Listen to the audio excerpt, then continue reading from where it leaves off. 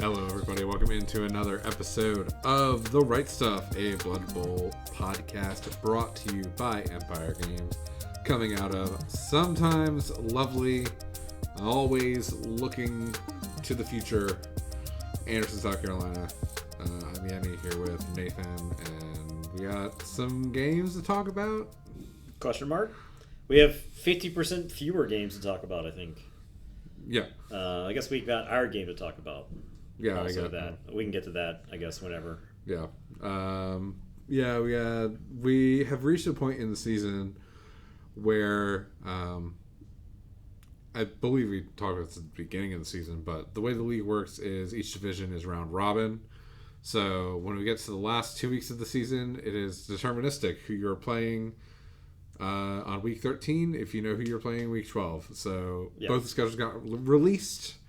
So we're going to have a little bit of playing ahead on some of these. But we've got games we can preview the rest of the regular season, theoretically. Right. All of the possible timelines have now collapsed down into one as far as when you play people. We still have a lot of timelines to cull through to get to the point where we know what the playoffs look like. And if I'm being honest, the playoff race is probably one of the most interesting we've had at this point in the league. Mm-hmm. Because I think with the exception of like one game, every game that's played has some sort of relevancy for standings. Yes. Yeah. So, which is super interesting. And it is very nice to have to get to play a game that doesn't actually matter all that much at some point. You can detach yourself from it, from the results, right? Yeah, more so than I already have to an extent.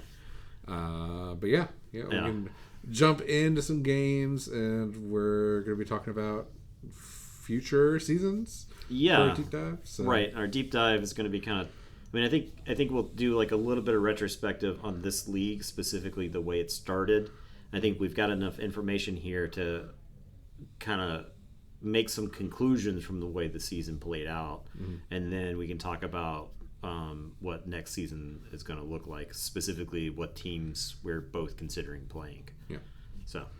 All right. Well, with that, we can just jump right in because we got some games. I once again have a ton of games to talk about because I have played 2/3 of a season compressed into 2 weeks.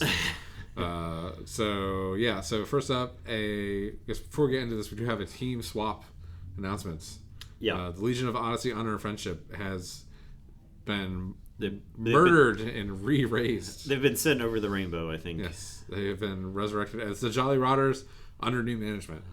You might recognize the name from last season. That was Clay's Shanley Undead team, and that is what Bryson's going to be playing for the rest of the season. Yeah, borrowing team from his roommate so that he can try out some other stuff. And funny enough, that kind of worked out for him, but I guess we'll get to that in a second. So Yeah. All right, so I guess we'll start with some recap games, trying to catch up week by week. Week 6, we had the Metropolitan Dumpster Rats and Hamburger Harmers. So this was a game the Dumpster Rats got 2-1. This was a game where I was kind of messing around a little bit. I took Grack and Crumbleberry because I was trying to set up for silly one-turn things to be able to like kick and throw a teammate. Yeah. Which probably would have worked if I could have rolled above a 2 in the game. Chef was 1 for 6, which we both have, so I didn't really have a ton of rerolls. And yeah, like I was failing dodges, failing throw teammates, failing kick teammates. At the end of the game, I had a chance to tie it up and fell over on a 2. And then a gutter runner ran with the ball, dodged out, picked up the ball, handed it to another gutter runner who ran to the sideline. And I had a shot to try to surf the gutter runner, and I had one halfling in scoring position. So I was like, okay, well, this is like my shot. So I have a halfling next to Grack. I go to kick the teammate, does not land. Go to throw a teammate with a tree, does not land, and that was pretty much it. Yeah. So, it sounds like you're just feeding halflings to the pitch then. Yeah, basically. I mean, none of them died, I don't think. And but it was like an interesting, I guess, pseudo interesting game. The Rat Ogre was like absurdly high rolling, like knocking over trees. So that was rough. Yeah. Yeah, that's the hard part, right? Getting the tree on the ground in the first place. Once it's on the ground, it's easy to control where it is. But usually it's not worth the resources to devote to it. Yeah. But if I think some players lose, I don't know. I think some players just feel like the trees are a bigger threat than they necessarily are in a lot of games. The best thing to do from the tree is just kind of run from it, especially if you're Skaven, right? But sometimes taking the tree out of the equation helps out quite a bit, right? I do think the halfling team starts falling apart very fast if the trees aren't useful in the game, right? So, for sure. All right, up next, week 7, we've got this game we were talking about, Bryson, the Soul Peak Dooms and the Jolly Rotters under new management. That was a 4-0 win. Yeah. And I think it's good for new players to have just like a game where they get to steamroll somebody somewhere in their first season, because you talked about it at some point in the past, the positive reinforcement from Blood Bowl, where like things just worked out for you, and you just get that you feel powerful, you feel like you finally have grasped the game. That feeling lasts until the next game when things start going wrong. But it's good to have like a very good win under your belt somewhere in there. So yeah, I know we kind of talked about it. Like Jack's team was kind of getting bullied, it seemed, and I think that was just a result of having to go through a season. So Bryson's team, starting off, we did the same rule to that. He got to pick skills, add them to the players.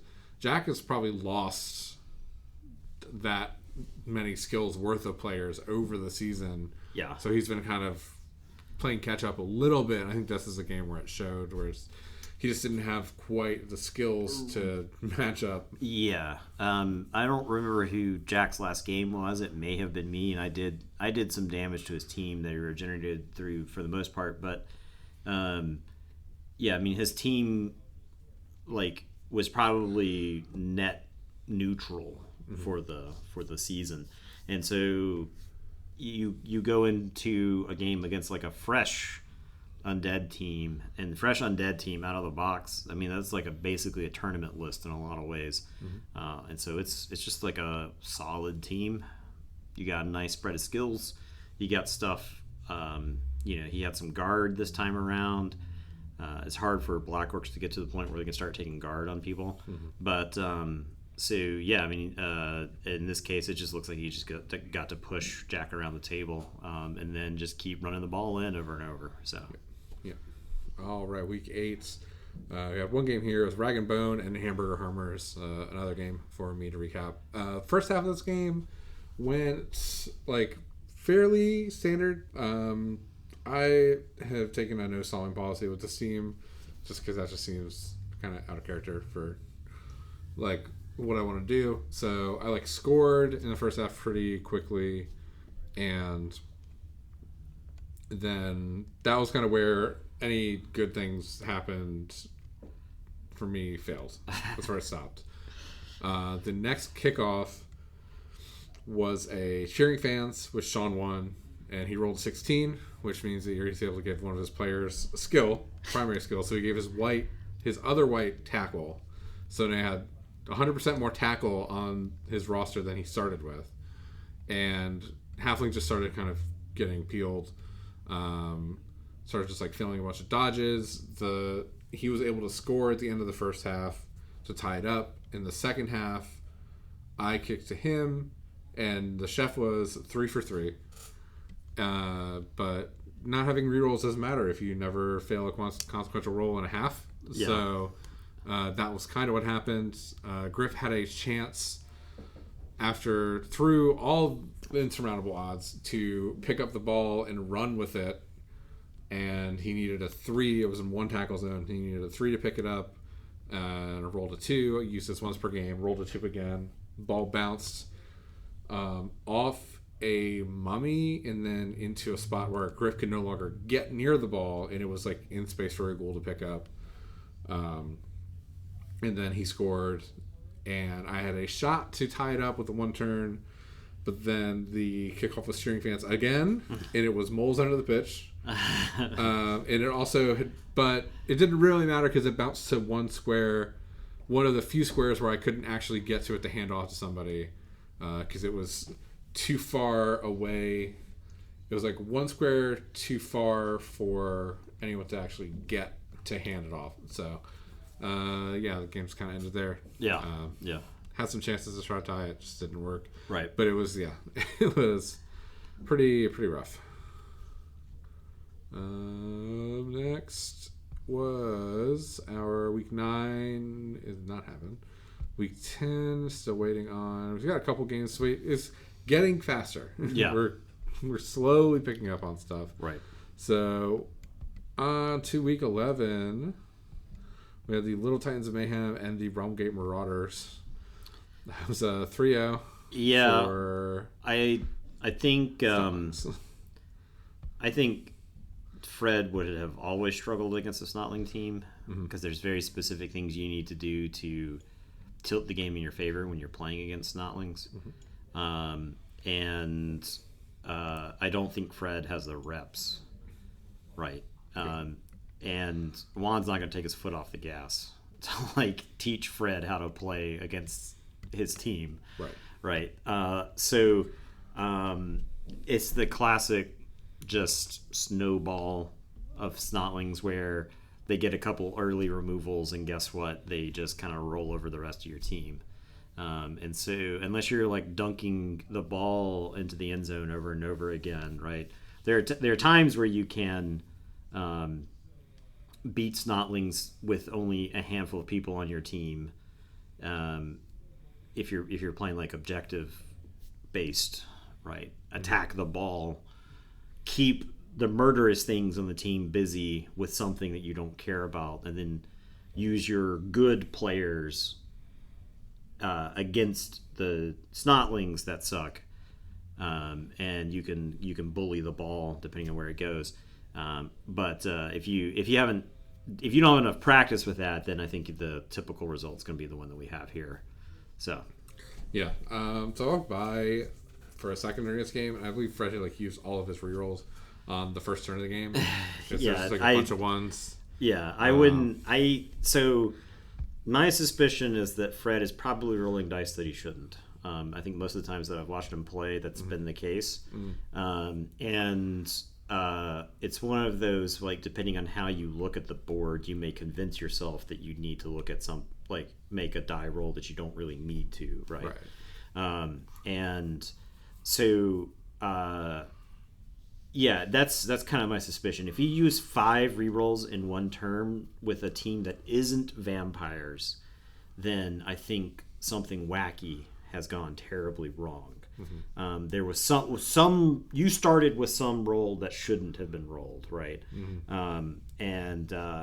I've seen that with newer players in Amazons.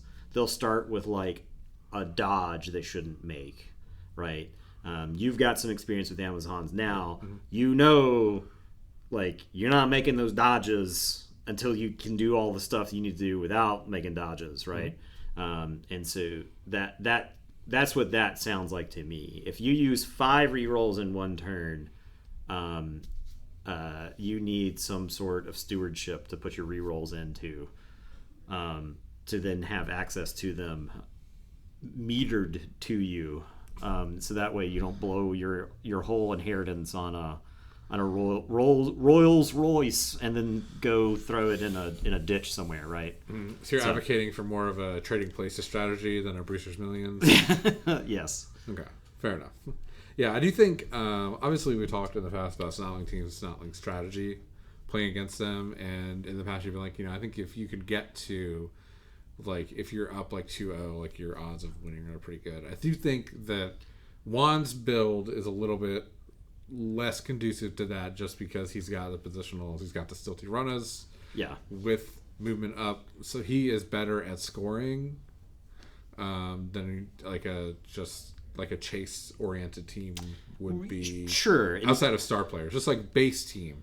Yeah. You're going to be better at scoring with. Yeah. And so the thing is like the snotling player themselves, like an individual snotling is very easy to hurt. Mm-hmm. Now, I know more than anybody else how often you're going to roll 5 against snotlings when you're rolling armor. Mm-hmm. But that doesn't mean you should just give up the first time you hit a snotling and roll a 5 on an armor, right? Like in this instance, the snotling teams have a bunch of like chaff snotlings, but the important thing to remember is that like they don't add to tackle zone rolls, and I know the stilty runners do, but like if your option is to cage dive on a 4 up, you can kind of simulate elves at that point, right? You can cage dive the stilty runner, and you only have the -1 to the tackle zone, right? And a 4 up, if you're willing to devote a reroll to it, is 75% chance in your favor. If you fail it, you fail it. But if your option is let the stilty runner run the ball into the end zone over and over and over again, or take a chance to just win the game on the spot, I think you go for the win the game on the spot, right? Yeah. Mm-hmm. Oh, right. Up next, another Snotling game. Oh, boy. Swamp People and Oops, Mostly Nurglings. A 2-0 win for Chase. And this was like a pitch clearing event. Yeah, just about, right? We were the game was happening the same time we were playing. Mm-hmm. And it was right next to us. And at one point, Chase was like, "Yeah, if you stand your people up, I'm going to hit them again." And I remember him saying that. He's like, "Otherwise, I'll just run out the clock and then score on turn 16." You know? Yeah, the gentleman's agreement was called. Yeah, and so I mean, Skoda at least did get to kill some snotlings, and so that usually feels pretty good. Mm-hmm. You can never kill enough of them, in my opinion, but. He had some Sauruses doing some damage to him for sure. Mm-hmm. All right.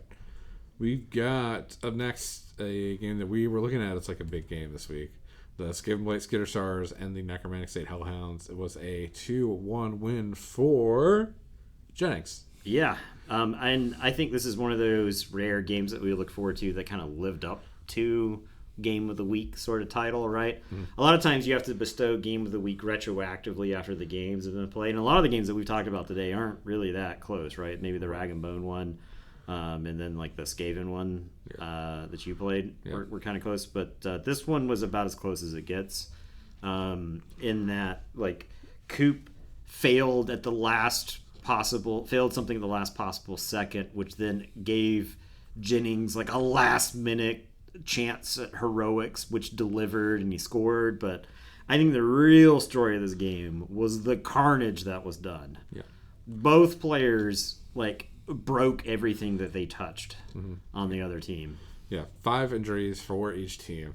Yeah, and like 3 or 4 of those were done in the first 4 turns apiece, right? Like I looked at the box score.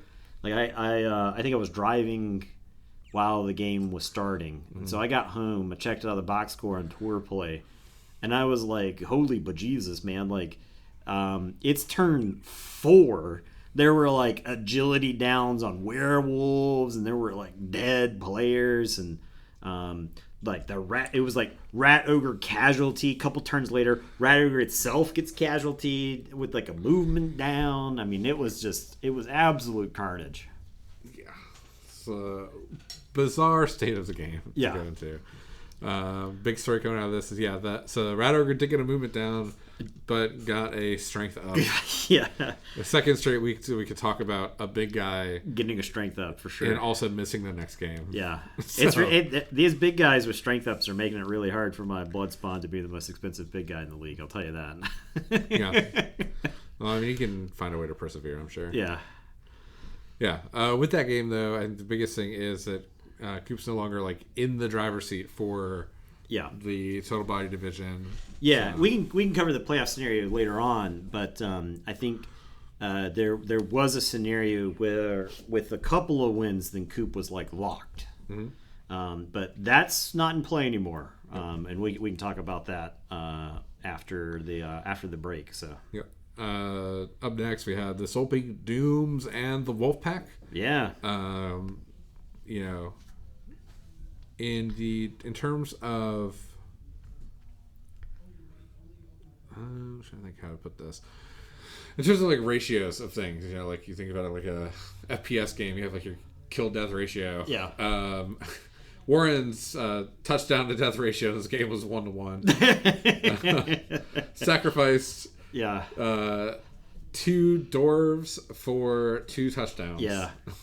I think a lot of dwarf teams would kill one of their own dwarves to guarantee a touchdown, right? I think that Jurgens had a couple games like that this season where it basically required the blood sacrifice of one dwarf lineman to secure a touchdown.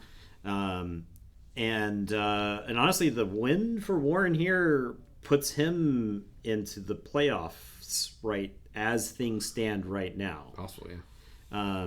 So there's still a lot of Blood Bowl to play. Jack has had a rough go of it for a bit there. Jack was kind of like in the 8th spot, but now this win for Warren actually causes them to flip-flop. So Warren moves into that 8th spot. Jack drops out. And so, yeah, I mean, Warren, I think if he wins out, he's in. But I mean, Warren's had a season where he's had to like scrap for every point that he scored. So yeah, that definitely feels very much like dwarves. So yeah, yep. I guess up next there's this like kind of random game. I don't know if do you want to talk about it? Yeah, I guess we can talk about it. I suppose. Yeah. So that was our game, Slaughterhouse 11, and What a Drag. It was a 2-2 draw. Yeah. My note that I made was that Amazon's a surprisingly resilient team, even when they fail basically every dodge they make in the game. That's probably pretty fair. Like a third of my turns ended on a failed dodge. Half of those, or 4 of those were in the first half. Literally half of my turns in the first half ended on a failed dodge. 3 of those were the first 4 turns of the game. Yeah, and you lost several fouls that you could have made because of those, right? You were trying to secure your player before you threw your foul, which I tend to agree with. It's just like a dribble and drool foul is just so powerful that a lot of times I'm tempted to take those before I make a dodge. And I know a couple of those dodges were to get a +1 on like the armor break. So I was not mad to see you fail dodges and shut off some fouls because I think you threw 3 fouls, something like that. Well, it's not a ton. Yeah, but like all 3 of the, I think maybe 1 failed to break armor. I think it was 4 fouls maybe, but 1 failed to break armor and 2 of them were like injuries. Yeah. So like I didn't really want my team getting fouled a bunch by specifically dribble and drool in the game, and when they got to throw their fouls, it really mattered. So yeah. I mean, that was like I think that was like the kind of part of the game that was expecting to happen. You received, and I was glad for that because I wanted the first chance to hit your team, right? And the nice thing about playing Lustrian, Chaos, and Undead teams is I know my opponent's not going to have a bomber. Yeah. So I don't have to enact the anti-bomber protocols. So I was glad to have the first chance to hit your team, and I think I got a casualty turn 1. But since you had 13 plus dribble drool, you had 15. I think you had 10 or 11 for every drive. Yeah. So despite landing 5 casualties in the game, I think I played against 11 on every setup, just about. Yeah, I think it was every setup because the last casualty came in the last turn, so I think I was setting up with 11 like for each of those. Yeah, that was like not really where I wanted to be, and I was like trying to kind of get set up. the first failed dodge, I was like, okay, like that's it's expected. Like it was like kind of like near the end. I'm like, I'm planning, like taking these dodges at times where like I don't mind if it fails. But then, the second one, I was like, okay, this might be a little much. And then on turn 4, when it happened again, I was like, okay. And I was like, I was kind of trying to get to the point of one of them was like devastating. So like one of them was really bad because I think that one translated into me getting like 5 blocks or something like that. Because I felt like that first drive I executed just about the way that I wanted to. My major problem was I could not hurt those stupid skinks, despite them being easier than the rest of your team for my team to hurt, right? The blood spawn specifically ran into one of the skinks multiple turns, but then didn't even break armor. So because I couldn't get the stupid stab skink off the table, I felt like I had to score in a couple of those situations because I didn't want you to just do some stunty dodges in there, stab my ball carrier, and then I have no way to score. So I ended up scoring faster than I wanted to. I mean, I feel like the first half of the game, I could not have, with the exception of not being able to stall, I don't think I would have really changed much of the script of the first half of the game. Like everything went my way. Everything that I could possibly want happened. I think that was legitimately the first blitz I've rolled all season. So that was game 11. I had not had a blitz during that time. But that was that was when you were kicked off after scoring. Yeah. So I scored. And you KO'd Drool. Yes. Yeah. And I blitzed him on the line and KO'd him. And so. And the ball scattered to the line of scrimmage, and so I got to outmuscle you on the line, and then I had like 3 tackle zones on the ball, and so you had to like go for like a sure hands pickup, which failed, and it scattered to like a Jaguar warrior, that I was able to handle on the following turn. The way the first half finished was great because it was a dribble, pickup, and pass. Well, that was spurred by the Jaguar dodge into a tackle zone through tackle. To two-die my block dodge ball carrier. And then you roll double pals to knock them down. So I think at this point that Beastman, every single time he's been hit in the game has been against somebody who does not have tackle, and they have always rolled the PAL against him. So despite it being technically like a 30% chance for him to get knocked over, I think one time against Jack hit him and he was still standing. But every time somebody goes to hit that stupid Beastman, he gets knocked over. So turn 8, it was a dribble. After that block, dribble runs over, picks up the ball, chucks it on a 5. I failed the deflection. Yes. Failed deflection, rolls 5, rolled a 3 to catch, run it in. Yeah. To tie it up. And then I have to give the ball back to you after that. Yeah. And second half, I couldn't really stall because I was you were hemorrhaging people. Yeah, I think a Jaguar was knocked out. Yeah, so at this point. So the half, so you scored, it was 1-1. And you had 4 people in the KO box, and I think you got the worst player back. I think you got it was A-line woman. I think you got A-line woman back, and I think Dribble and Drool were both in the KO box, and I think a Jaguar Wear was in the KO box. Yeah. But you still got to set up with 11. Yep. And my defense, I tore through everything that was in my way. I even knocked the ball out of your hands, and it was on the ground.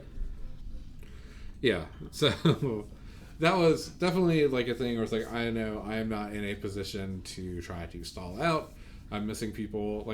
I want the skinks back in, not just for having players and having the fouling option, but also just because they are lightning rods for hate. Yeah. And you've got players. And I don't care if they die. Yeah. You've got players you want to live to the postseason. Yeah. So I end up scoring, I think it's turn 3 or 4, fairly quickly to go up 2-1, and then have to insult all of my knocked out players to get them back, which works. Yeah, I think you went 4 for 4 in those KOs. Yes. After the second one, I was like, I have to insult these players to get them back. Yeah, and it ended up working. So, but yeah, you were able to tie it up. Which at that point, I was like, I was totally okay with a tie. Like if I can get out of this with a tie and not like losing like too many players, it'll be fine. Then I have 2 players die. But yeah. You score, I think it's like turn 7. Yeah, I think you have. I think you scored in like turn 6 because then I have 2 turns. Yeah, I think I gave you 2 turns to score because I felt like 3 you could make happen.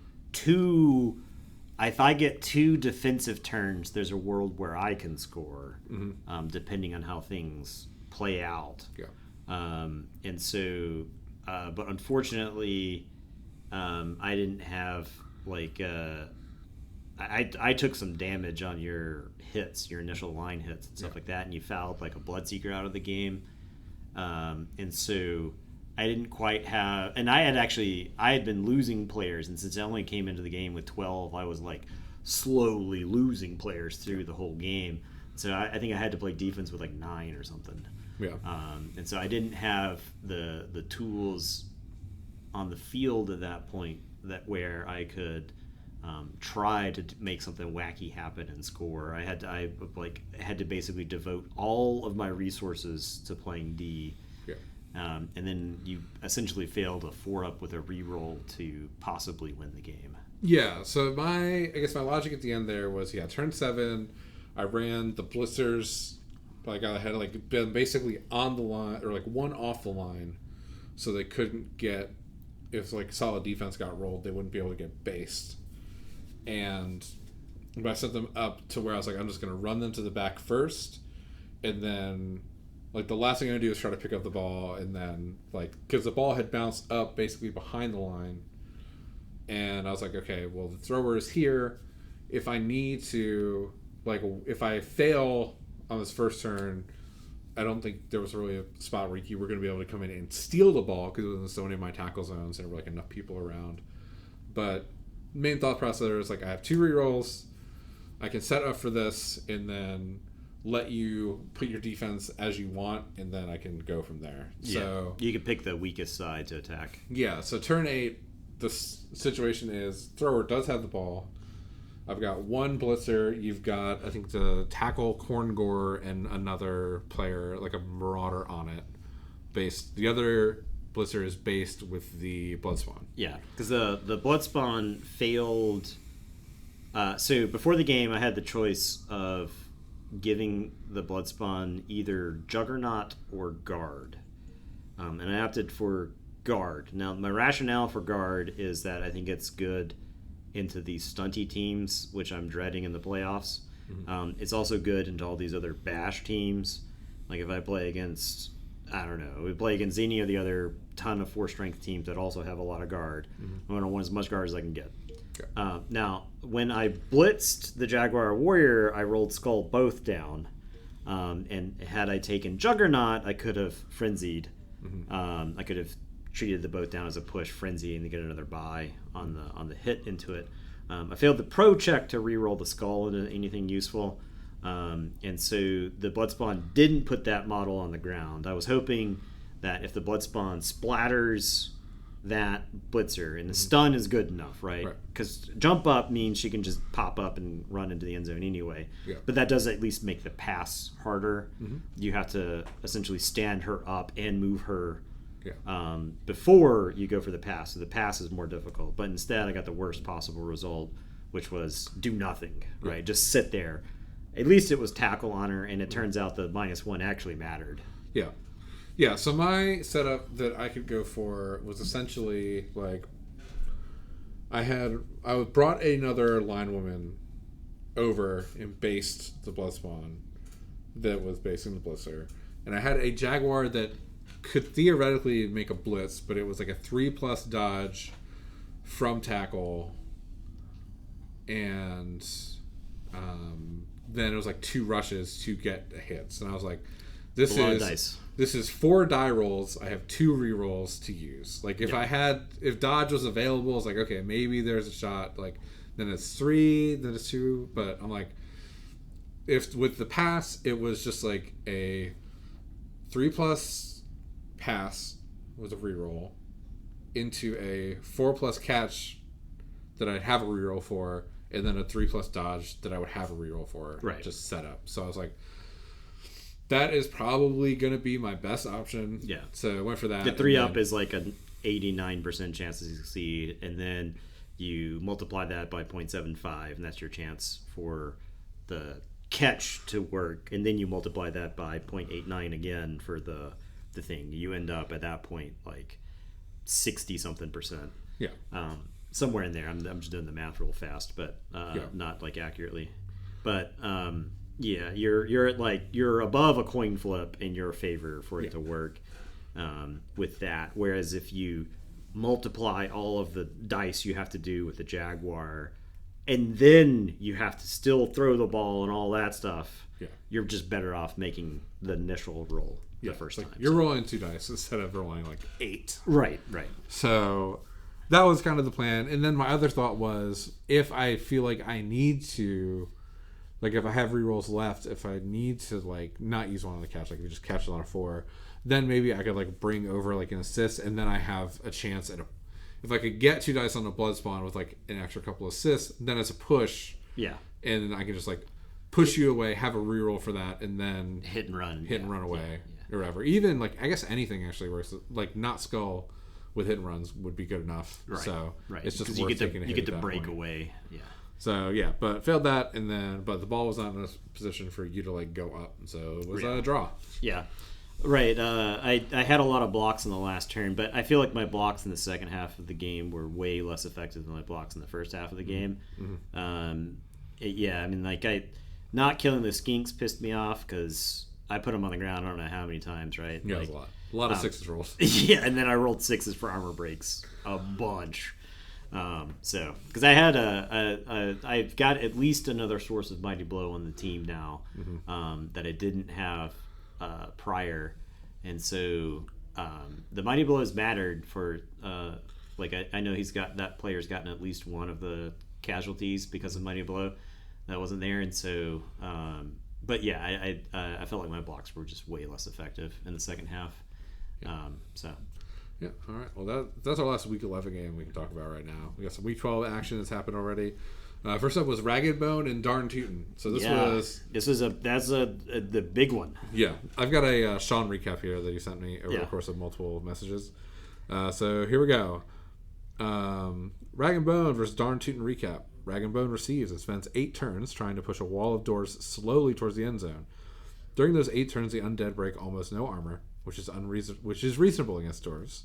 And Darn Tootin' quickly takes undead off the pitch who fail their regeneration rolls, including Manny Dibble on turn 2, who is like pretty good white from that team. Yeah. Turn 7, a ghoul breaks away to give a chance at scoring to end the half. Dorf rolls a double skull on the blitz against the ball carrier. The ball carrying ghoul fails the second go for it to score, and half ends 0-0. Second half is a reversal of fates, and while the Dwarves receive and can control the ball, Rag and Bone starts rolling nothing but 10s for armor break and injury for turns 9, 10, and 11, forcing Rabbi to push through and score early. Rag and Bone receives and scores quickly, tying the game with 3 turns remaining, and kicks back to Darn Tootin', who now only has 7 players on the pitch. Ooh. Jurgen is able to keep control of the ball in his backfield, and the game ends 1-1. Okay. So this was a failed go for it away from a win then, right? Yeah, that's a pretty good game. I would expect as much from these 2 teams and these 2 players, right? Yeah, I mean that one's got to be a little close for Jurgen, right? Like yeah, you're kind of looking at it, but that game has like effectively locked him in first. Yes, I believe so. He's got 2 games left, one against Barbie and one against Juan. But I guess we can talk about those. Yeah, the Juan and Barbie would have to combine for a touchdown differential of like +10 against Jurgen for Jurgen to be in danger of losing a spot. You have to also lose both games. Yeah. So yeah, like pretty like given typical rules of Blood Bowl, that's like a lock. Right. So up next was the last of my games. That's a recap. Hamburger Harmers and Those Who Wander. Played this one last night. So I was on the Morg Griff Chef plan. I guess mostly Morg Griff plan. Chef was 0 for 6. And that was just kind of like, I don't think that like mattered terribly much in the game. It was mostly just like a combination of all these like different skills that Will has on his team, because he's got like a bunch of random prehensile tail and tackle, and I think his team is actually probably a nightmare for the stunty players to play against. Yeah. Because he's got so many random skills all over the place. Mm-hmm. He's got random tackles. He's got random prehensile tails. He's got he's just got skills. Plus, Chaos Renegades is a very resilient team. So even if you are knocking the team around, they have a tendency to remain on the pitch far longer than other teams would. Yep. So it's not an easy team to just kind of like sweep out of your way. And so, yeah, I think a most likely outcome of this game is like a draw. Mm-hmm. But I think him getting rid of Morg in the first half makes it basically a win, right? Morg ended up getting surfed because I was trying to stop the score and had to like blitz, and the only spot that I could actually really get him to tag the ball carrier was somewhere where I thought I had like marked all, like tagged the frenzy person, but he was able to kind of get out and then hit him. And yeah, I think the game was close to a draw. It was a 1-0 win for him. So he scored on turn 8. In the second half, get the ball on Griff. He's able to like end up knocking it out, and then he like has 3 people marking Griff, and he has a ball. He has a beastman with the ball. He's like, I want this beastman to score. So he goes to run. He rushes twice to score. A second rush falls over, and the ball bounces. Griff jumps up, dodges out from Prehensile Tail on a 3, goes, picks the ball up, rushes, has to pass to a tree on a 5+, and yeah, because it's a long pass. Yeah, Griff is passing 3. So it's like a 5+. He gets it. The tree catches it, and tree hands it to a halfling. The rare Griff to tree completion on the team. Yeah. So, he passes it to the halfling, and from there, it was actually, I don't think it actually was a completion. I think it like might have bounced and then the tree caught it. Okay. Because I don't think I had marked a completion for that. But yeah, so like catches a halfling. The next turn, the tree throws the halfling and lands, and then tries to move to get away. But Will had a beastman, one of the tackle beastmen in the back, who was able to dodge and then hit the halfling and put him out of scoring range. And Griff, after throwing the pass, had like tried to run up and like sprint to get close to scoring range, but it was like 1 square off. So could not score. Griff went to try to pick up the ball to prevent like a long series of things that could happen to go make it 2-0, and was able to prevent the 2-0 from happening. So this is 1-0. But yeah, I think Griff or Morgan in the second half would have been useful, but like also just like not having any die rolls. So like there were lots of times where like the trees got blocks, and then like maybe there's a spot where I would have like been able to reroll one into taking someone down and like taking them off the pitch. That never really like happened because they never had a reroll to use on it. So. Yeah. 2 more games. First up is Tidal Terrors and Realm Gate Marauders. My new up for this one is Get the Shovel. It's a very interesting thing. So this is like, I think, one of the few instances in which we've seen a non-halfling team take the chef. Yeah. And it was 1 for 6, which feels, I think, even worse. Like, it's bad when you pay $100K for it, but it's even worse if you're paying $300K. Exactly. That's the same price as Griff and Like, even if you don't want to score the touchdowns on Griff because you want the touchdowns on your other players for SPP or whatever. Yeah. Griff is still just a Swiss Army knife of a piece. Yeah. He's useful in a lot of situations. Yeah. He's good at getting 3 dice on skinks. Yeah. So. And he's not easy to kill. He's got fend. And so he plays like a pretty good positional screening role in a couple of ways. You don't necessarily want the opponent to just hit Griff over and over again, but at least Griff is a piece that you could put on the field, whereas Halfling Chef. And if Fred's got 5 rerolls, it's not as if... So, like, you basically have to take the value of the chef and divide it between the minus rerolls for the opponent and the plus rerolls for you, right? And if you already have 5 rerolls, then the plus rerolls for you plummet in value because you have so many rerolls already, right? And Clay had 3 rerolls, so now maybe you get lucky, maybe you spike the take all 3 rerolls, in which case you make it so that Clay has no margin for error during the course of the game. However, I think Griff is way better at forcing your opponent to play closer, right? Like, they have to play. The thing with Griff is that a lot of times Griff is also taxing your opponent's rerolls. Yeah. Because they have to make plays because Griff is just looming right there, threatening the ball carrier, threatening to score. If they're hitting Griff and they don't have tackle, they have to spend rerolls to knock them over, right? Because Griff has rerolls on his go for it's and sprint, then he can be put into positions where he's forcing the opponent to make go for it's they don't want to make. I think Griff is better at being the master chef for just a straight up human team than the master chef, right? Plus, Griff costs 20k less. So you could end up with 20k that you could spend on a coach, which would probably translate into more rerolls over a longer period of time, right? For its value compared to the chef, right? So, yeah. All right, one more game. We had the Wolfpack and Scapegoat Blight Skitter Stars, and this is just like an all coop show out 2-0 win. I think this shows like the Black Gobbo is a very good star player. Yeah, and Coop said that Warren was never really in that game. Coop, like, unlike Jennings in that game where Coop high rolled at the beginning, Jennings answered back by high rolling. In this game, Coop high rolled at the beginning of the game, and then Warren didn't, and so it just kind of got out of hand from there. Sounds familiar. Yeah.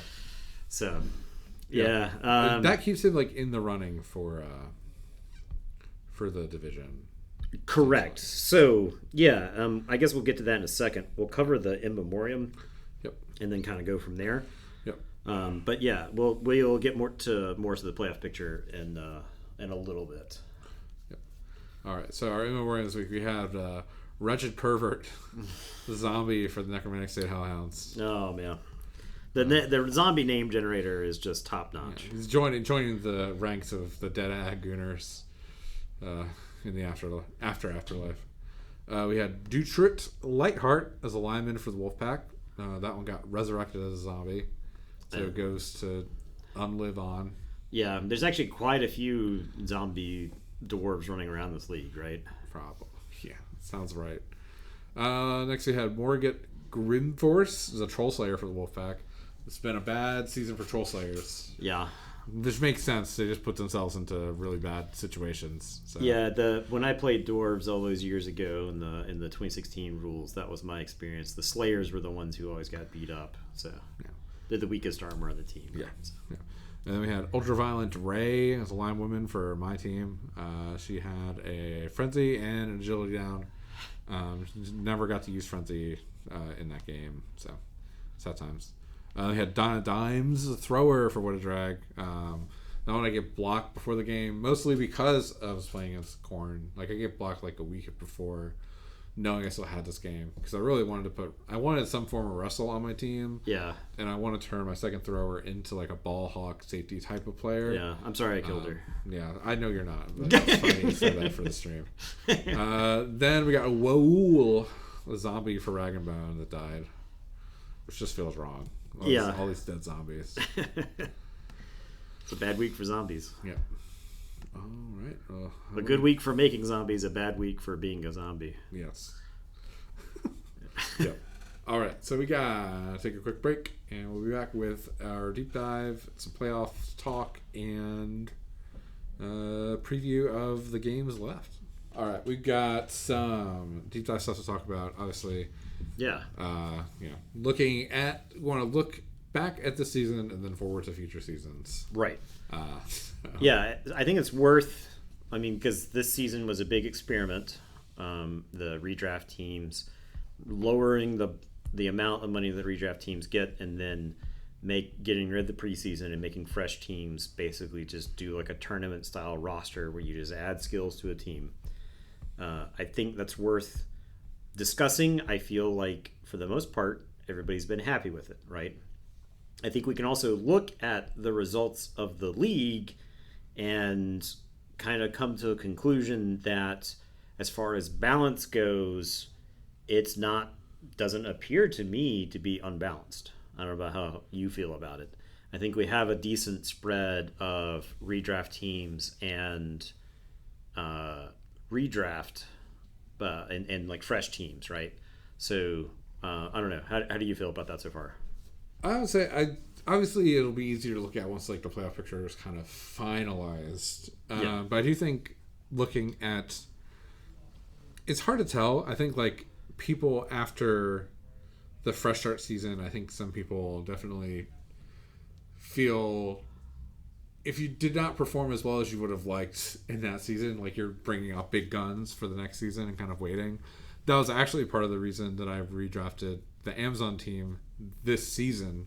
Was I was like, played a season. I was like, I want to like put them on the back burner, play a couple of seasons, get some more experience, and then when I feel like more confident, I'm bringing them back and then seeing, and that's been working. Yeah. I do think like there's not like a huge difference. It could also just be sort of like a player thing, or like like regardless of whether or not some players were taking a new team or a redraft team, they would just gravitate towards the top of the standings regardless.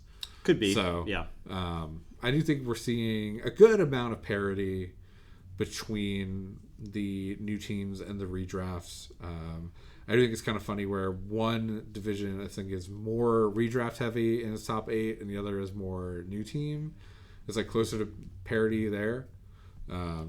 But I think it's worked. I think it's given people a thing where you're not worried about someone just randomly getting the like high variant preseason. Yeah, I think it's easier to jump into the league. Yes. Than previous times where you would just jump in with a fresh team and then you have to take like a 1 million team up against whoever was next. Yeah. Right, and you could be playing against like a 1,500 value dwarf team with like your fresh high elf team or something like that, right? And that would feel pretty miserable. But just being able to divvy out a couple of skills goes a long way. Mm-hmm. So yeah, I mean, I'm relatively happy with the results. I've been kind of searching around for some feedback a little bit because it won't be long before we start planning the next season. Right. And so I think this season was a debacle mostly because of scheduling, not because of the grand experiment as far as like team balance went, right? And so I think it's balanced enough, mm-hmm. right? Yeah. I think it's definitely closer to what we have in mind when we think of fair when it comes to versus like say the preseason time, right? Because you would have some preseason teams who'd get like 100 SPP in 5 games. And then you'd have like new players who'd like stumble in with like 30, mm-hmm. and the difference there is huge. Yeah. So I think that's removing the incentives of, I think the preseason just like created perverse incentives. Yeah. Whereas like part of the league to me is like you were playing competitive games and against like a fairly like equal playing field. Where the preseason games, I think a lot of times evolved into find the newest person or the person with like the weakest team and then just try to run the score up on them. Yeah. As much to like high roll. And I think that's like a thing where you ran into teams. Like I think that you could probably go back and look at some preseason teams that were better than redrafted teams, just based on the fact that they didn't have to spend as much treasury to bring players over. They were able to spread their skills out more evenly across their team. Like, there's so many advantages to like a solid preseason, right? That I think the fresh start plus model fixed. Yeah, I agree. The thing is you would have somebody try out a team they didn't really know what they were doing, give up 5 casualties, 4 touchdowns, and then never touch that team again, right? Yeah. Something about playing with the league, the way the league is right now. You're like, I think so. One of the skills in a Blood Bowl league is just team management, right? I think the fresh team plus skills gets you past that initial hurdle of team management where you're struggling to get all your SPP on the same player so that they can level up, right? You're essentially getting to go into, I guess it ends up being roughly 36. I guess how much is it? 6 times 6, 36. So it's like 36 SPP, but targeted, right? It's not like a random casualty on a zombie plus like a touchdown on a ghoul, and then you've got all of your SPP diluted through your whole team, so you don't actually have any skills. You've got a bunch of SPP that isn't making your team better. This gets past that initial hurdle of like trying to make sure that you use consistent players to level your players up, and then identify like game opportunities where you can get SPP on players that'll get them to that next threshold to get that skill, because then now that skill makes the player that much better at it. I do think an unintended consequence of this was that a lot of the bash teams like ended up just like running full force into each other. Everybody's got block, right? So you just full force just smash right into each other, and you end up doing less damage than you're expecting, right? Because you're just knocking people down a double-digit percentage less, and you're being knocked down a double-digit percentage less. Yeah. But I do think you get past that awkward phase where you have to try to, like on a Black Orc team, just get players with block in the first place.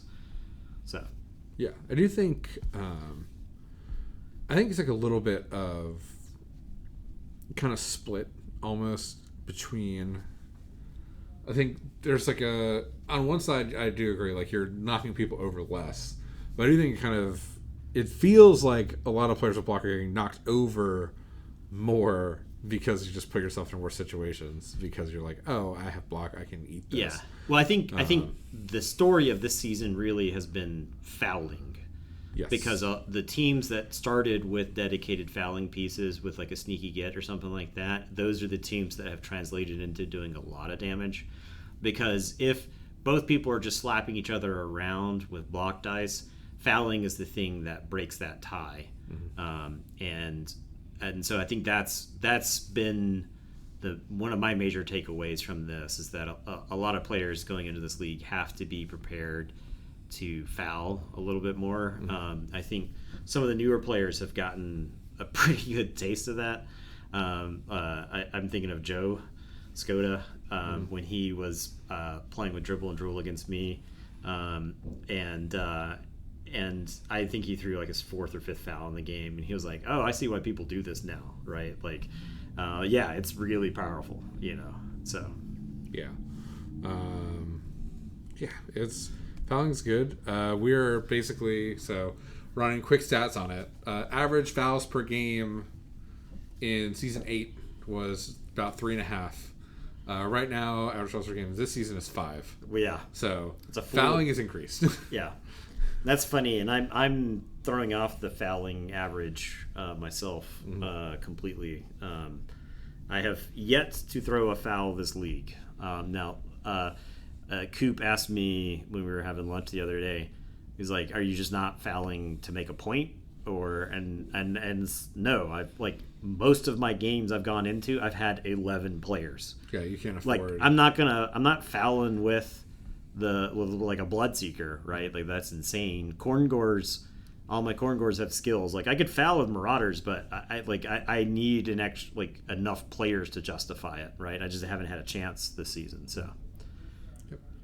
Yeah, okay. Well, that's good, I think, retrospective this season. But now, like you said, season 10 coming up soon. What are you leaning towards? I'm gonna lock in Chaos Dwarves. I've been interested in them since the revamp. I had wanted to play them prior, but I actually felt like the team was like too good before. Just the way the balance of the team was, the fact that the Minotaur had animal savagery. The Chaos Dwarves themselves were really, really good, and Bull Centaurs are awesome pieces. But now that the team's been nerfed about 3 different ways, I feel like I can play them. I can justify playing them. I know the season I played Necro, there were like 4 teams that were Necro, and that's like the only time I've really overlapped with other players. I generally try to make sure that a team that I play isn't overrepresented in the league. And so...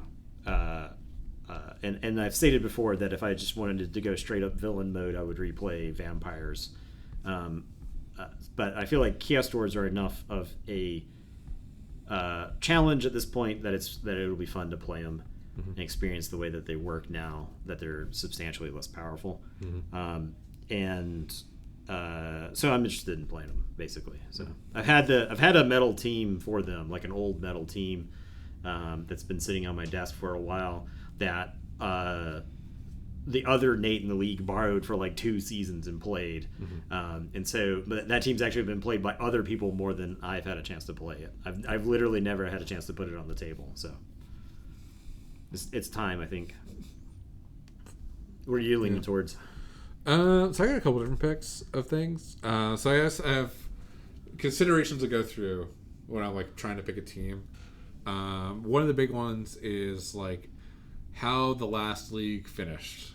So like part of my main reason for bringing back Amazons was like the end of season 8 was like really frustrating. It's like I was like, you know, like missed the playoffs. And I was like, okay, I want to get back in. So like I'm bringing back a team that I feel confident with, and it's worked out so far.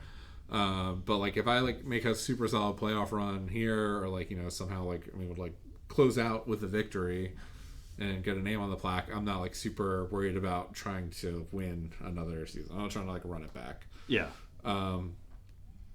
Another big thing that I'm kind of like looking at now after playing in more tournaments is I really like tournament play, but I feel like I don't want to play the same team in tournaments that I play in a league for a couple reasons. One is just like repetitive nature.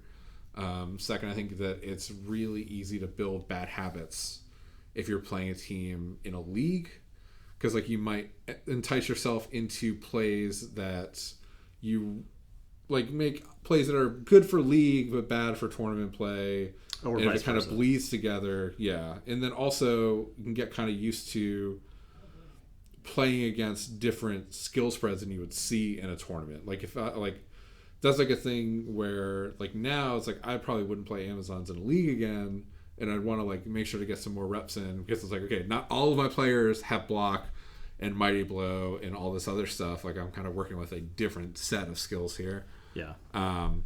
Yeah, that was my problem playing nobility in tournament play, was that like my experience with nobility in a league was really good. My experience with nobility in tournament play was really terrible. Because I was just like used to all the stuff that I had from the league. Like nobility, when you have a chance to develop it over a league, like your blitzers are superstars, you can kind of do wacky stuff with them. But like in a tournament, that blitzer has one skill. And that is not the same as having like 50 SPP on one character, right? You know, the bodyguards are relatively the same, but your throwers are substantially worse. Like your throwers on nobility end up really good because, you know, they're getting completions, and so they're slowly leveling up as the season goes. And they're just like, the nobility thrower is just a terrible piece. It's overcosted and its stats are bad, and it does not have a good skill spread, right? And so it's like virtually useless for tournament play. I'm not gonna say completely useless, but it's not good, right? Yeah. So I'm right there with you as far as like how the last season ended. When like I said, when I played vampires, I was like, okay, this team is broken. I played against several people this league who were miserable the entire time. I'm racking like 3 touchdowns over whatever they can score. I don't want to inflict this on people. I don't want to be known as the vampire guy, right? Like after you get past the growing pains part with the team, the difference for like vampires in tournaments is that like each of the vampires has one skill. Maybe you get to double up on one. But like when you're playing leagues and you've got 4 or 5 vampires that are all block dodge pro, you just get to do whatever you want on the field. Like you're barely playing by the rules of Blood Bowl at that point. And to me, I was like, if I wanted to win the league at the expense of all else, I would play this team. But that's not necessarily fun, and I don't think it proves anything. Like winning with, say, like Corn or something like that, like that's saying something, because that's not an easy team to pilot during the course of a season. There's a lot of things that are stacked against that team.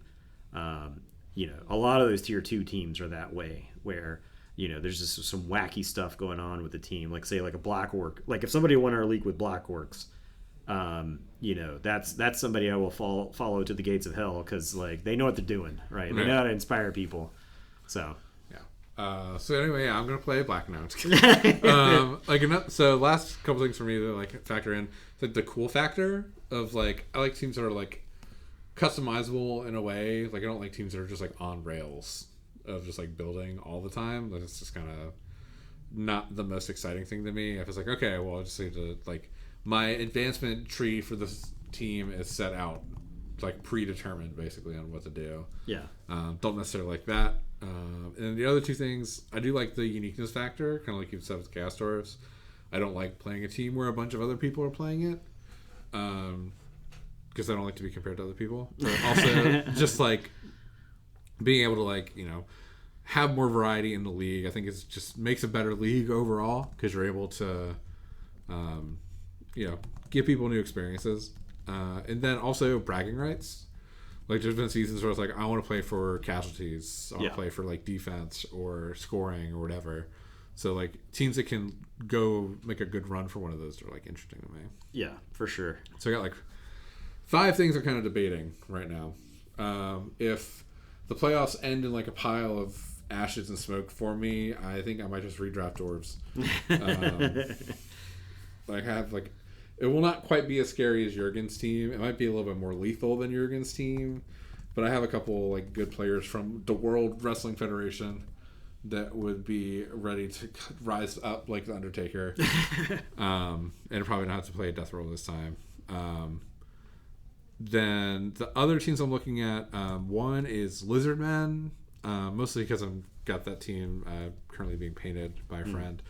I do like playing with painted teams, so that would be a plus. And the thing with Lizardman, I think that is like very near the edge of like too boring of things. Yeah, we've had Lizardman teams that have had fair success, but I do think Lizardman teams are ones that have.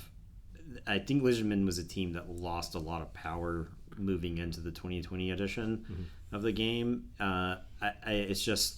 It's been ice skating uphill for Lizardmen.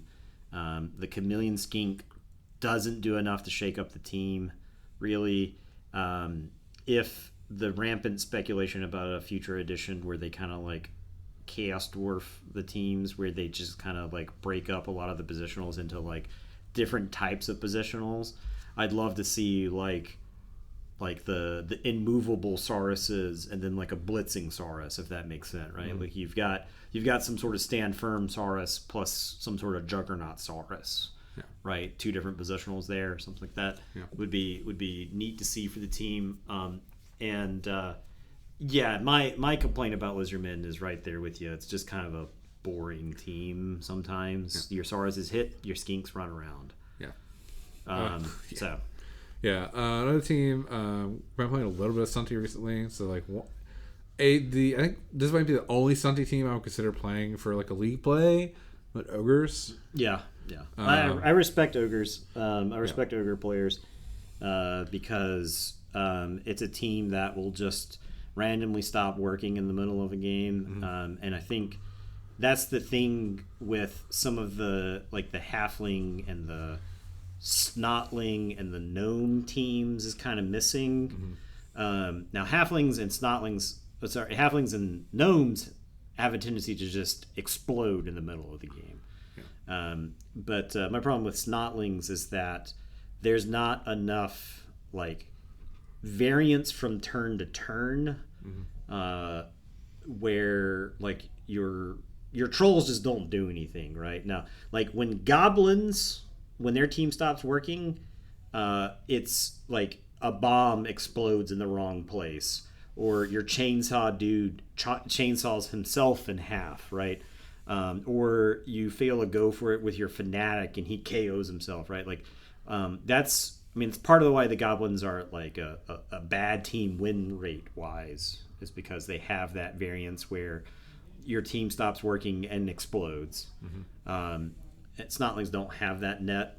Ogres, at least, they have the noble. They're at least noble enough to punch you, right? They're not using piles of dirty tricks to win a game. So even though they have the honorless Noblars on their teams who are just pale imitations of Snotlings, the noble ogre himself at least wants to solve every problem by just hitting it. So so other teams, last team I was looking at, one is Necro. Yeah, Necro's fun. I will never fault anybody for wanting to play Necro. I think Necro kind of hits the point of like each positional, I think like you build in a specific way, but there's enough variation in the positionals that you get to do fun things. And also, I think if I was going to play a like undead-ish team for tournaments, it'd probably be Shambling. So like this would not be a team I would take for tournaments, but it's still kind of, it's a fun beast. You get some ghouls to run around. You get the goblins, the ghosts, and the ghouls, and then you have a good time. And then the last one is Elven Union, mostly because like it's an agility similar, I guess, ish to Necro, where it's like it's agility 2 team. It's an elf team that isn't dark elves, which would be like my most likely tournament pick. Like maybe like future tournament play for Elven Union. I know a Oracle Cup is coming up at some point, and they're like a lower tier than some of the other elf teams. So. Yeah, I mean, we're planning to go to a Oracle Cup right now, and that's the subject of a future episode for sure. But I do like Elven Union. It like the thing about them is they get the cheap linemen, right? So yes, they're easier to kill, but you actually get more linemen than some of the other elf teams. And like the Elven Union Blitzer is disgusting. Yeah, it's a disgusting piece. Yeah, so I'm interested in that, just to be able to play like a more high speed offense and just like try to get some scoring in. Obviously, like we had some high flying offense in the last season. I don't know. I like college teams, Blood Bowl teams. So I was thinking maybe like some school. I don't know which one it would be. It's got. I mean, you got to be able to work the elf in the name, right? Yeah. I don't know. Does California, does that work as a name? Oh, maybe. Yeah, has anybody used that in the league before? I don't think so. Not anybody that won anything. Yeah, that's true. Yeah. It's not on the plaque out there, so it clearly didn't happen in a league. So yeah, exactly. It could be the stand firm Cardinals or something. I don't know. But yeah, so those are kind of where I'm leaning for next season, I think. Yeah, I like that. That's a respectable spread of teams for sure. Yeah, Parade is not the dwarves for all of your because Macho Man Randy Halfage is sitting in the cage yearning for blood. Yeah, okay. Well, then all we got left is talk about some future games and playoff talk. Yeah, so playoff talk. I said it at the beginning of the episode, but this is like the rare time where like most of the games matter. Mm-hmm. Like there's a a crazy amount of games that have playoff relevancy, even if it's just determining where people fall. Yeah. It's wacky that like I started the league slow 0-3, right? But my last 8 games are all wins and draws, and so and I'm looking at maybe finishing like 7th or something in the division. Yeah. So yeah, I mean it's wild. But like if I win over Jennings, and then I've got like a game against Nate remaining. If both of those are wins, then I end up with like 8 wins, and I don't know where that puts me in the standings. Yeah, we got a lot of jockeying for position that's happening still remaining. Yeah. So that's a big thing. The only game that does not matter for anything is Loki Rat Bastards and Hamburger Harmers. So the only thing that matters for is 5th place on the fouling leaderboard, which I'm going to hopefully wrest from this little goblin hands.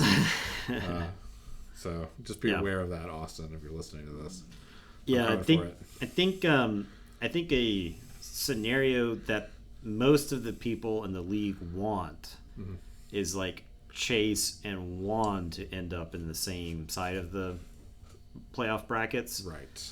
That way they have to play each other at some point, right? And see how they feel when they have to play with just there's a bunch of stupid little jerks. Yeah. I think that's what a lot of people want.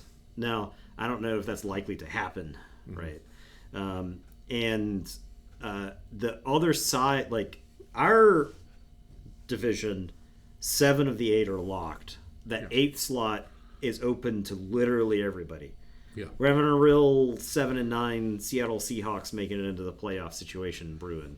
Yeah. Where a team just kind of like limps in, despite its attempts to not make the playoffs. Everybody else wants to be in the playoffs less than that team, and so that team kind of like does the Dark Souls overburdened equipment roll into the playoffs, the chunk onto the ground and slowly roll in. That's kind of what we're looking at. So, I mean, when you're looking at having to play against move 8, strength 5, dwarf runner, then everybody's trying to get out of his way and up to and including not making it into the playoffs in the first chance. So so I guess games to watch. But what a story if Jurgen bungles that game, right? Like, oh my god. Yeah, that'll be one for the stream. That's a crash out for the ages there. Yes. So week 12 games to watch. I think the most important ones as far as like the contention, because obviously leg days has a lot of like people still fighting for those last couple slots. Yeah.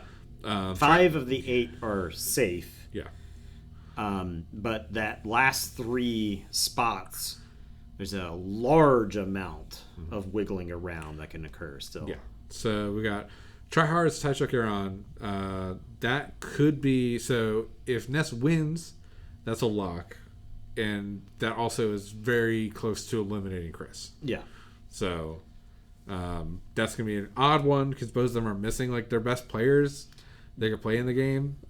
So like the 6-strength cross-scorer is out. Yeah, it would be really good against elves for sure. The superstar blitzer is out. Yeah. Who would be good at tracking down like that catcher. Yeah. So that's going to be a weird one to kind of watch. Gonley Gloryhounds Renegades of Funk. A win or a draw locks Sean into the playoffs. Now, before I get to play Austin has a game against Ide. And that one could be Ide getting spoiled by Austin, like potential. Yeah. Austin has randomly like won or drawn games that you might not have expected. Obviously, he's got a gutter runner. Black Orcs are slow.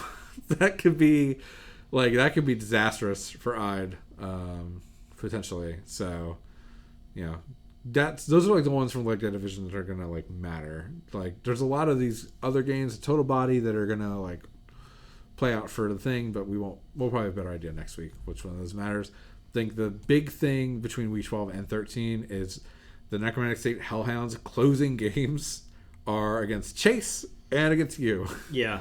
So, I mean, there's a world where he sustains like 10 casualties in his last 2 games, right? Yes, Jennings is currently, like, after playing against Throt the Unclean, he ran into the little bathroom shack off the edge of Jurassic Park, and then there's just T-Rexes popping up that are going to rip him apart. I guess that's actually a Lost World reference, but it's the same either way. It's like 2 T-Rexes coming and ripping him into shreds at the end. I mean, so his bruisers are in the game against Chase, right? So, I mean, I think there is a world where Chase, because he's undead, Chase can't actually damage his team, and then he walks out of that game whole. Or an alternative outcome is his bruisers are taken out, and then he's got to play against me with none of the flesh golems or the wraiths, right? With those players missing the game against me, then I feel like I can just kind of push him around. Yeah. Even if he gets Luther or Wilhelm or whatever, right? Like he can. I'll dump a dump truck full of money up to his house, dump it on his front lawn, and tell him buy whatever stars you want. Yeah. You know, I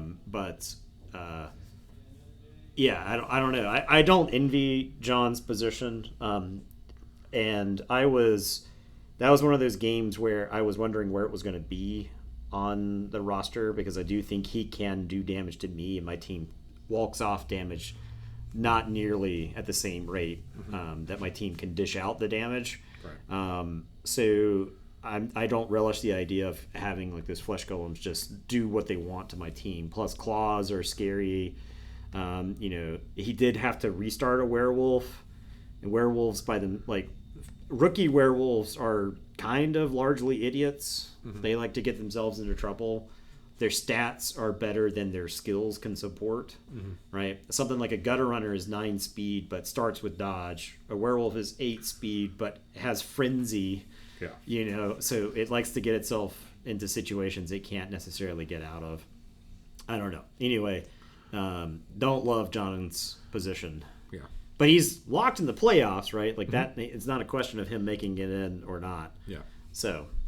Yep. So then we got week 13 games that are going to matter. I think one that's going to be good is not necessarily going to be like super impactful, but could matter for seeding. Rag and Bone and Gondolin Glory Hounds, some former league champions, battle in it. Sean and Jim have had some classics in my opinion. Jim actually has to run a Sean gauntlet, right? He has to play Sean with an E first, and then he has to play Sean with an H. And if he can spoil Eshawn, right? Because if he wins that game, then Sean has to win one of his last game, his other game against Ide. Yes. James Tide. James Tide. He has to win against James Tide to get in. And if Tide sticks to his rules there, that actually, I think, can eliminate Sean from the playoffs as well, because you can have somebody jump in over at the 20 spot if Sean with an E ends up at 19 points, right? 19's a lock. 19's a lock? Yeah. Okay. So if James Tide lives up to his name, then Sean will skate in. Okay. Yeah, so he needs a tie. He needs a tie between his last 2 games. Yeah. A non-loss. Yeah. Okay. Another interesting one, Darn Tootin gets their Week 13 game against the Little Titans of Mayhem. Jurgen's got more to lose in that game than Juan does. Yeah. For sure. Yep. Especially if Juan is an odd seed, he's especially incentivized to murder Jurgen's team as much as humanly possible. Yeah. Because if he's the third, then he ends up on the opposite side of bracket of Jurgen to get into the the semifinal, right? Yeah, if Jurgen is 1 and Juan is 3, then only one of them could make the finals. Juan will have to play either beat Jurgen now or like beat him later, and it's probably easier to try to full send for it in a game where you don't particularly care about like so your team. Yes, so Jurgen is incentivized to save his money for the playoffs. Mm-hmm. Maybe even overdog an extra apothecary, like just to play safe. Yep. Juan is incentivized to take the deadly stuff that he can and gun for the runner, right? Mm-hmm. I think largely the league generally roots against Juan because of his his preternatural luck. Yeah. But I think no one in the league would be mad at Juan if Juan managed to kill the 5-strength runner, right? I would be less mad, but I would be mad that Juan got to kill it and not me, right? Like that's the situation that I would find myself in. I'd be like, well, why did he get a chance to do it, not me? Yeah. I think that's the more likely scenario. But there's a lot of people who are like, if that piece is, if I'd never have to see this piece, then great, perfect. Mm-hmm. So yeah, it's like warping decisions of things. There's like it does. I am like waiting on a skill on a Jaguar for the chance to hopefully also spike a strength up. Yeah. So I have someone that can go toe to toe with it. Like, yeah, we have some sort of like strength up arms race, right? And the problem is that like strength ups are so rare. Yeah. That it's there's been 3 of them this season. 4 actually. I think both the well, I think the runner got 2 this season, right? So at least 4. Yeah. 5. Ness had 1. So there's a whole bunch of strength ups. So other games, I guess the biggest game out of Total Body Division is Scaled Blight Skitterstars Arbor Vitae. Yeah. That'll be a game for first. Yes. It regardless of the outcome of Wayne's game with Halen, whoever wins that game gets first in this division. Yeah. And so whoever gets first will end up playing whoever gets 8th in the other division. Yep. And that's, I think, kind of a big deal because there's a wide variance of who's going to get 8th in that other division, right? Mm-hmm. And it's most likely going to be somebody who barely made it in. Yeah. Right? So you're going to be playing against somebody who's just hanging on to the ledge by their fingertips. Whereas, like, a lot of the way, and it's like, it almost doesn't matter what the scenario is. Wherever I end up, I'm looking across and I'm like, well, I could play Will's team, or I could play Jim's team, or I could play Sean, or I could play the Renegade Sean. Like, there's all these teams, and I'm like, all of these games are not going to be easy. Yeah. None of these are going to be a walk in the park. Yeah. You're going to have to fight for every win. Conversely, too, on the other side, it's like, I think the issue is because Jurgen has locked up that 1 seed, and it's like, just through the nature of the way that our division played out, is like there's not like a huge gap between first and 7th. It's like if you're not first, you're playing against someone who's going to have like a very strong team against you. I think the thing is the first seed is going to have a huge advantage in the playoff bracket. Mm-hmm. But otherwise, you're going to have to play like 3 incredibly difficult games to get to the championship. Yeah. Regardless of how the rest of it shakes out. Yeah. Which, at that point, if you're first, you've earned it. Yeah. So I think so. For sure. Yeah. But, yeah, that's kind of, I guess, the end of the commentary I had on it. So. Yeah, I didn't have much else either to really cover. I mean, I think we touched on a lot of it. I mean, there's some... I don't know. I don't think we've had quite as exciting end of a season as what we have lined up right now. Mm-hmm. Now, once again, we have multiple timelines to go through. It's going to be really funny when half of these games are all blowouts one way or the other. That's for the table. That's for the dice to decide. Do we want to report on a game that just went final? Oh, okay. We get our sideline report. Nah, I think we cover it in the next episode. Okay, well, that's fine. I guess y'all are gonna have to wait for that, and then figure out what game was going on when we were recording. Yep. That would be hard. Yeah. Well, I think that's gonna do it for us this week. Appreciate you listening. Obviously, make sure you're following us. Like, subscribe. Print out some flyers. Tape them to a tree. Staple them to a telephone pole.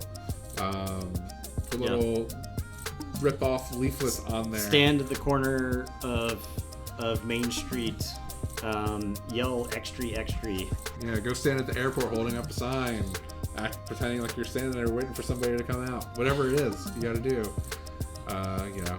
We appreciate it, and we'll catch you next week with hopefully some clearer playoff pictures. I know a bunch of games are going to be happening over the weekend, so we might be nearing completion, coming to the thrilling conclusion of Empire Cup Season 9 regular season. So. Yeah, we're hurtling towards the end. Goodbye, everybody.